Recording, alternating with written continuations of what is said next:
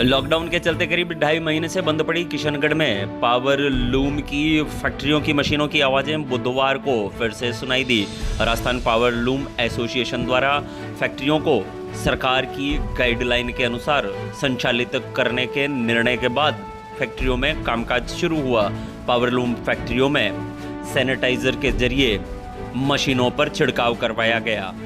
बुधवार से सुबह 6 से शाम 6 बजे तक पावरलूम फैक्ट्रियों का संचालन किया जाएगा।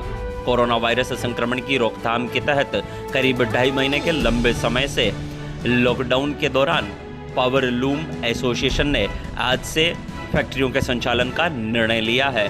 वहीं पावरलूम श्रमिकों पर लगातार फैक्ट्री संचालित करने की मांग उठाते रहे हैं। पावरलूम एसोसिएशन अध्यक्ष श्री गोपाल सोनी के अनुसार केंद्र और राज्य सरकार की गाइडलाइन के मद्देनजर सारी फैक्ट्रियों का संचालन किया जाएगा।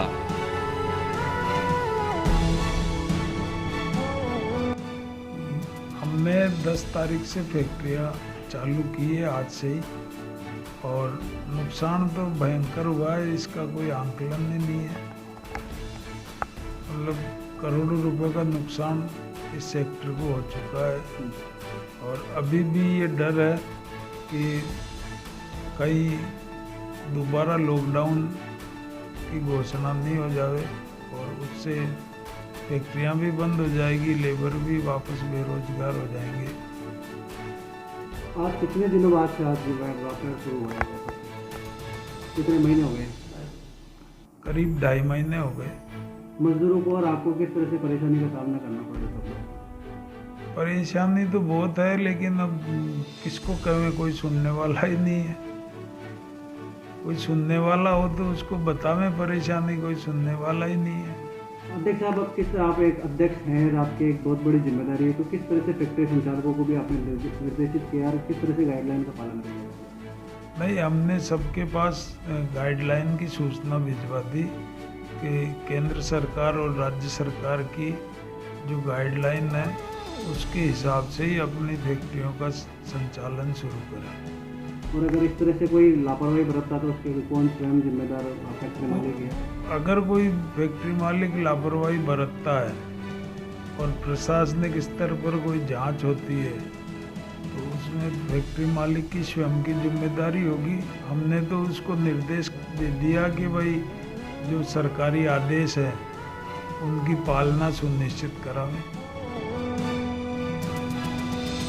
उपखंड अधिकारी राजेंद्र सिसोदिया, विधायक सुरेश टांक ने शहर की विभिन्न समस्याओं के निराकरण के लिए सरकारी विभागों के लिए उपखंड कार्यालय में आवश्यक बैठक। एसडीएम सिसोदिया ने सभी विभागों के प्रतिनिधियों को दिए आवश्यक दिशा निर्देश। आमजन की ओर से आने वाली समस्याओं पर त्वरित और उचित कार्रवाई करने के दिए निर्देश। एसडीएम ने बताया कि शहर की यातायात व्यवस्था को सुधारने सहित मदनगंज किशनगढ़ को अतिक्रमण मुक्त बनाने के लिए शीघ्र पूरी तैयारी के साथ एक बार फिर से चलाया जाएगा अभियान। एसडीएम ने नगर परिषद आयुक्त को निर्देशित करते हुए कहा कि शहर की साफ सफाई व्यवस्था हो माकूल, वहीं बरसाती नालों की जल्द से जल्द करवाई जाए सफाई। मार्बल एरिया में बरसात के दौरान सड़कों पर भरने वाले पानी की निकासी के लिए भी रेड कोर के अधिकारियों को उपखंड अधिकारी ने दिए दिशा निर्देश। तो एक्चुअल में प्रॉपरली तो रेड कोर की रोड को लेके हुई है, जहाँ पे हर बरसात में आपने देखा होगा पानी वहाँ भर जाता है और बहुत सारे मजदूर, बहुत सारे व्यापारी, बहुत सारे आमजन जो राहगीर चलते हैं उस हाईवे पे, वो सब फंस जाते हैं जाम में, कई गाड़ियाँ का नुकसान हो जाता है। हमारी कोशिश है कि इस बार वहाँ पानी नहीं भरे, इसीलिए ये एहतियात के तौर पर आज मीटिंग बुलाई है कि उसका डिस्पोजल प्रॉपर हो। एक दो जगह कहीं समस्या आ रही है तो एसडीएम साहब अभी खुद मौका देखने जाएंगे और उसका हम हाथों हाथ उसका समाधान भी कर देंगे। और इस बार पूरी उम्मीद है हमें कि हम वहाँ पे पानी नहीं भरने दें। इसी संबंध में एक कवायद थी कि हम इस कवायद को करके और आज इसको फाइनली कर दें कि आने वाली बरसात से पहले वहाँ बिल्कुल पानी नहीं भरे। सर वैसे फॉर्मल डिस्कस है, मीटिंग तो ऑथेंटिकली इसी बात के लिए हुई थी, पर क्योंकि मैं आज एसडीएम ऑफिस आया हूँ, मैं हमारे नए एसडीएम साहब आए हैं, तो मुझे बहुत उम्मीद है कि हमारा ये शहर जो जिन समस्याओं से जूझ रहा है वो समस्याएं जल्दी से जल्दी ख़त्म होगी। जैसे सीवरेज का काम अभी मेन रोड पे चल रहा है, आवागमन में बहुत दिक्कत हो रही है, तो हम उसको स्पीड देना चाह रहे हैं कि जितनी जल्दी स्पीड देके हम उस काम को पूरा करके रोडें बना दें बरसात से पहले। इसी तरह पीएचडी का काम है वो कंप्लीशन पे है, मोटा मोटी 2-5-7 दिन में ये मेन रोड का काम PH3 का ख़त्म हो जाएगा और ये भी विद इन 20 डेज़ और 25 डेज़ में कंप्लीशन में है और उसके बाद हम रोड भी बना देंगे। बाकी जो हम नए जो नवाचार करने वाले हैं उसके बारे में हमने डिस्कस किया है, पर हम जल्दी से एक बार फिर बैठेंगे। आज मुझे जयपुर जाना है, जल्दी है, इसलिए ज़्यादा लंबी बात नहीं कर पाए, आज इसी पे बात है। जी, आगामी जो मानसून में शहरी क्षेत्र में पानी भराव की स्थिति और नालों के बंद होने और ओवरफ्लो होने की स्थिति को मद्देनज़र रखते हुए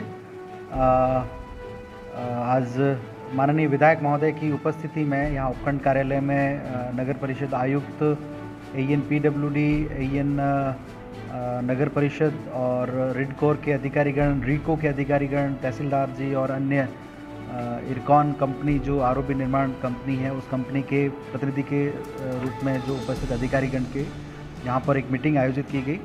उस मीटिंग में जो भी बरसाती नाले हैं उनका समयबद्ध तरीके से उनकी साफ़ सफाई, कुछ अगर टूट फूट है, जीर्णोद्वार करना है वो कार्य, इसके अलावा रिडकोर जो मकराना रोड पे रोड बन रहा है उसका नाला निर्माण और उसके नाले में जो अतिक्रमण है आँव में, उस अतिक्रमण को समयबद्ध तरीके से हटाना। बबूल की झाड़ियाँ हैं नालों में, उन बबूल की झाड़ियों को बारिश से पूर्व साफ़ कराना।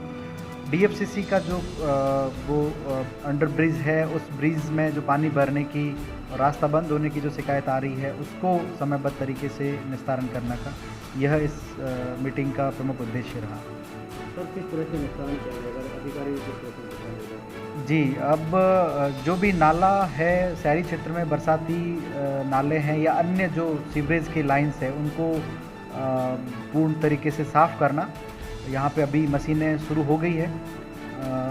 हमने यहाँ पे नगर परिषद और अन्य संसाधनों के माध्यम से पोकलेन और JCB का उपयोग लेकर के नाले साफ सफाई का कार्य हो रहा है। मार्बल इंडस्ट्रीज़ की और जो मकराना रोड पे रिडकोर की तरफ से जो बनाया जा रहा है रोड, वहाँ पे अतिक्रमण है आँव में, उस अतिक्रमण हटाने के लिए आज पोकलेन लगा दी गई है।